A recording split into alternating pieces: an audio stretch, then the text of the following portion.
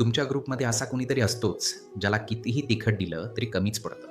अजून थोडी चटणी द्या किंवा मिरची द्या म्हणणारे हे लोक तुम्हाला साधे वाटत असतील, पण सायकॉलॉजीनुसार त्यांच्या जिभेची ही चव त्यांच्या रिस्क घेणाऱ्या स्वभावाबद्दल खूप काही सांगते.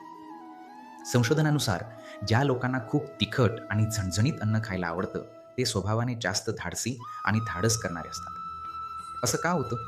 तिखट खाल्ल्यावर आपल्या मेंदूला एका थ्रिलचा अनुभव येतो.